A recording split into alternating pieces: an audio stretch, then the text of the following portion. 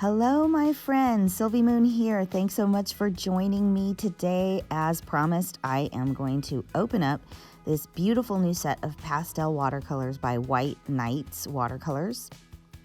And I have used this brand of watercolors before. I believe this used to be Yarka watercolors. Actually, in the 90s, I bought my first set of artist grade watercolors, and they were by Yarka. I fell in love with that brand. I actually bought several sets, and I only have a few left over, a few pans from those sets left over, and I really miss using these. So I thought, why not go out and see what this company's making again. I saw that their name had changed to White Nights.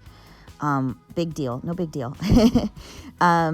Nothing really has changed with the quality, as you will see when we get to the actual swatching of these. I just still am in love with these paints.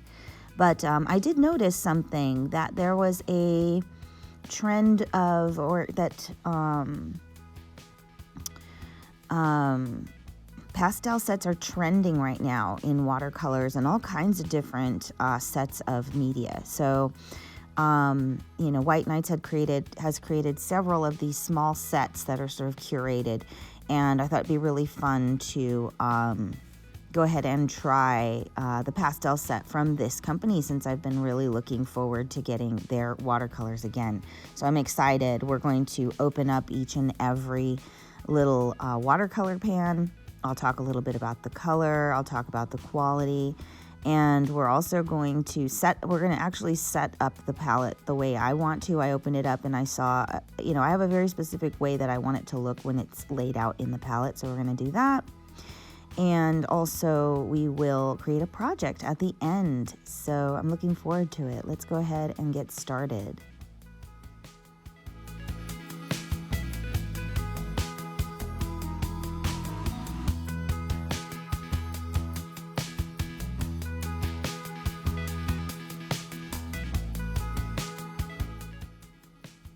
All right, so the palette came with this little swatch card, and it didn't match the way that the palette is laid out, so I started a new one and I messed up on that one on the back of it. So I decided, well, it's probably better that I use my Arches watercolor paper anyways.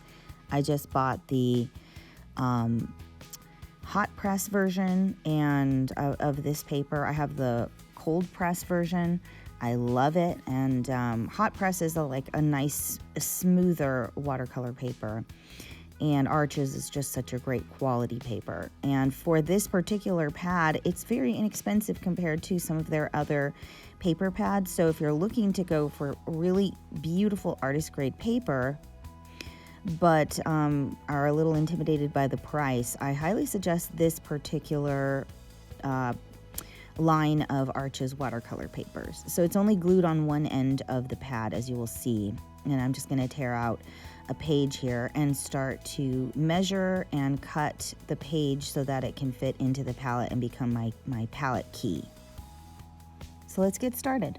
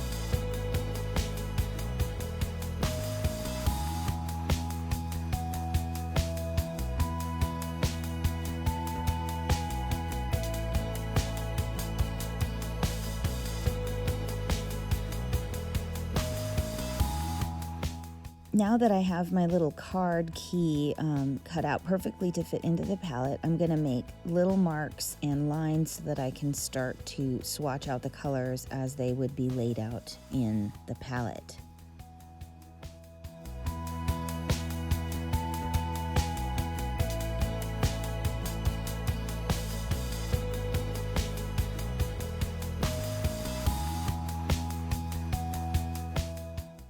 On a little side note here, you can see the difference between the cold press and hot press watercolor paper by Arches. So what I'm using for the swatch card is the smooth hot press paper.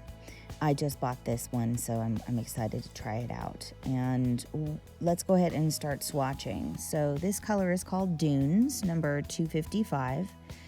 And already I immediately noticed that it is super easy to wet this color and get lots of pigment immediately. This is already telling me the quality of these paints has not changed from the time that I used them so much in the 90s, late 90s, early 2000s, and the quality hasn't changed since. And maybe they've improved. I don't know much. You know, I haven't really researched the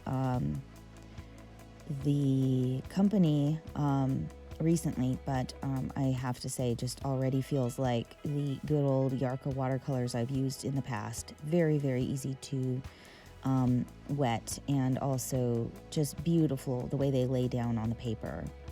This color is called Peach, number 256. And as you can see, these are definitely pastels. So pastel colors are a little more like a gouache. They'll lay down with more opaqueness, so you can't see through the color as well. That's because there's white added to the color so that it creates this pastel effect. Next color I'm laying down is called Coral, 355.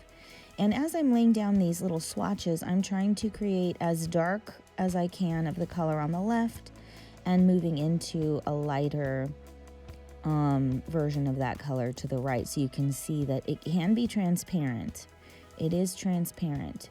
It is watercolor, but it is still this pastel type, so you know there's not as much transparency in this color as you would normally see in other watercolors.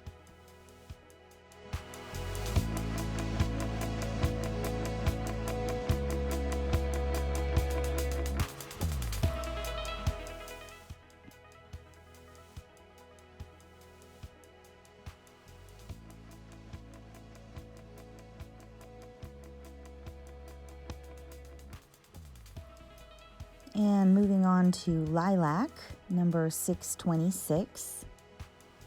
And another thing I'm noticing about these watercolors is this is a pastel set. I wanted a set that I could really get lots of pigment on the brush, and the color that I would lay down wouldn't be too dark. I really wanted something very light and very fluffy, and that's what I feel like. I feel like these are little cloudy colors. They're just gorgeous. This is Pink Peony, number 366. Yeah, they're just so beautiful, and together I'm starting to see them all come together as a whole. This palette is starting to look just so beautiful, and I couldn't have picked a better palette for myself. I don't usually like to buy palette sets because I usually don't like one of the colors in this set. And honestly, my only beef with maybe a couple of the colors is that they're a little maybe too similar, but they're different enough that I can see. Now I'm laying down Magnolia. This is number 369. I wish this one was maybe a little more of like a light pink, but it does achieve a really nice light pink. I just mean like a pastel light pink. That's the only thing I wish this one was a little bit more in that arena, but it's still beautiful. And moving into the blues here, this is Marengo. I love the name of that, Marengo, number 818. This is like a grayish blue, nice little like navy, grayish purplish blue. Just beautiful, and I like the way that I'm getting a little granulation out of this one. Also, the pink peony gave quite a bit of granulation. All of these granulate quite a bit, but I noticed this Moringa was the first one to really granulate very visibly, so I love granulating color. That's definitely one of my favorite things in watercolor, is when there's granulation and texture. And moving on to lavender, a really soft, beautiful bluish purple. When I think of lavender, I guess I've always thought of lilac, but lavender in reality, I think is just sort of, depending on the company and who's making these colors, you can find lavender to look a little different in each brand. But I do notice that it's more bluish than reddish, as in lilac has a little more red. So this is lavender 625. And then moving into the royal blue, which with the royal blue, I'm still working in the lavender, I'm jumping ahead. But we will be moving into the blue. And I feel like the only color I didn't really like very much was this royal blue. And I'm not really sure, I can't really tell you why. Maybe I needed it to be like the Magnolia to its right. Maybe I would have loved it to be a little lighter, a little brighter, lighter, like just with some more white or something in it. So more of a light blue rather than royal blue. But again, I can't complain too much. This set is so beautiful, and the colors and the quality of this brand are just really fun to work with, and highly recommended. So that was Royal Blue 528, and now we're moving on to this really beautiful green, warm green 747. I love how light and fluffy these colors are, and this green is just so nice to work with. And as I'm working, I kind of go back over certain colors and rework them, and trying to darken up as much as I can some of these darker sides of these little testing swatches. Mint, of course, you know, one of my favorite colors of all time is mint green. So, fun story. This is mint number 735, by the way. I used to have an amazing radio tape player in mint green, and honestly, my friends, I don't know what happened to it, and I'm super bummed that I didn't keep it, because it was so gorgeous. But I got that in the 80s, so it was a long time ago. Who knows, it probably would have fallen apart by now.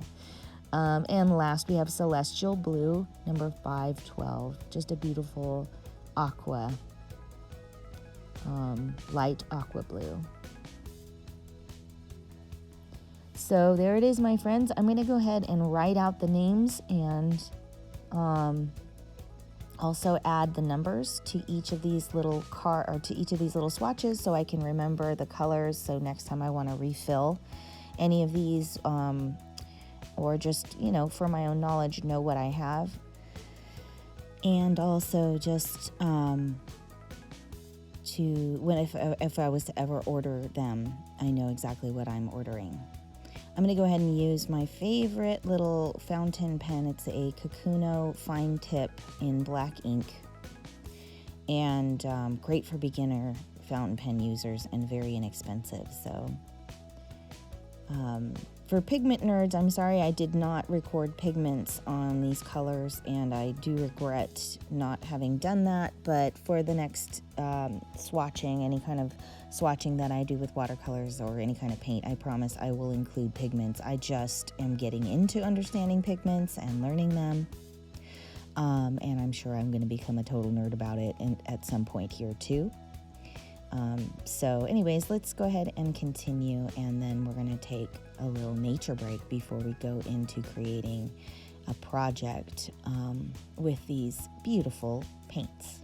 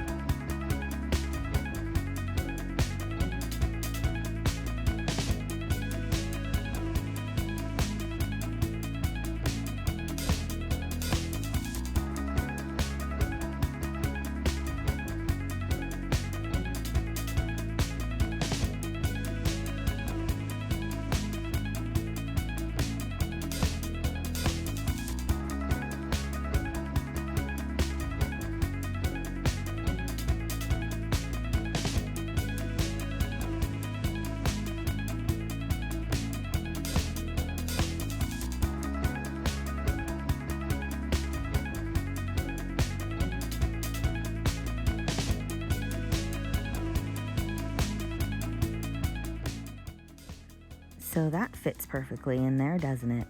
And on a little side note as well here, the palette opens up in the back. It was kind of hard to get out of there, but flips open and creates like a little extra palette that you can pull out of the pan or the of the palette set. So that's kind of cool. You can mix some colors on there.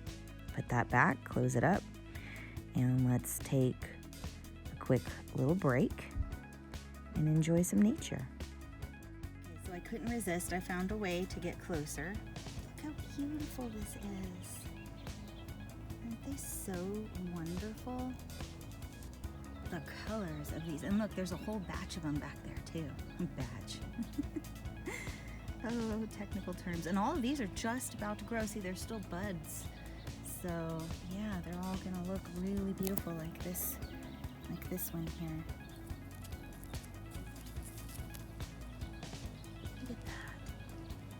Such a cool plant. Love sunflowers. One of my favorite flowers of all time, my friends. And now for the most fun part, my friends. Let's go ahead and make a little something, a little small project with this new set of watercolors. So I am using again the hot press watercolor paper by Arches. And most of the techniques I'm using here are either dry on wet, which is what you can see right now. It's just dry paper using the wet watercolor. And then I'll come in with another color on top, so that's wet on wet. So you can see it blends better wet on wet. So I like to lay down a basic shape, a simple basic shape and a simple basic color. And then I'll come in with another color and start layering and mixing. But I'm not gonna mix too much here. I wanna keep it nice and fun. I'm gonna do it in a way that's just giving me an idea of how these colors play together, how this palette works together. And also, I just wanna keep the shapes nice and loose and fun as well. I just wanna enjoy the painting process and just kind of see how everything pulls together. That's one thing I love about curated watercolor palette sets is, you know, the designers are usually thinking, how will all these colors work together in one painting? So you can see that it's very effortless for me to just go over, pick up a little color, lay it down, and it already looks really good. So for beginners, I would say picking palettes that are curated can be very helpful, especially if you feel like maybe your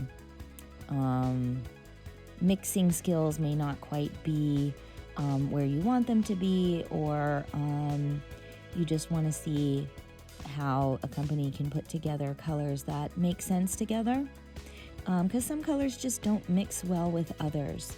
So doesn't that sound like life? Some of us don't mix well with others. I should wear a shirt, does not mix well with others. Kind of random. Not really. I think, you know, you can find a way to make all colors mix together, but some of them get muddier than others. So obviously I'm going to use this darker blue to mix in with these lighter colors, this kind of grayish blue color, but it sure mixes well with these lighter colors, doesn't it? And how fun to bring out some of those lighter colors, start to shine a little bit when you bring in the darker grayish blue color there. Then bringing in some greens, just drawing in the stems. Again, just keeping this very light, fun, and easy, and trying to use all the colors in the palette in some way to display them all together in one little small setting here. I'm loving the way these are laying, and I love the way that they're blending together. They really are working together so cooperatively. I would say this is a great little set, and I'm really happy I bought it, and I'm gonna look into some of the other curated color sets that they've created by the White Knights here, White Knights watercolors. And so I'm excited to try it. The only reason I keep mentioning the name and the brands and things is because for those of you who want to purchase, this isn't sponsored or anything, so I'm just doing this because I want to share with you all what I'm finding, my findings. So I'm just about done. I'm going to sign it, and I'm excited that this has turned out great. Thanks for being here, my friends. I really appreciate you guys. And don't forget to like this video and subscribe if you want to have more content or watch more content like this. And I shall see you next week. See you soon, my friends. Bye.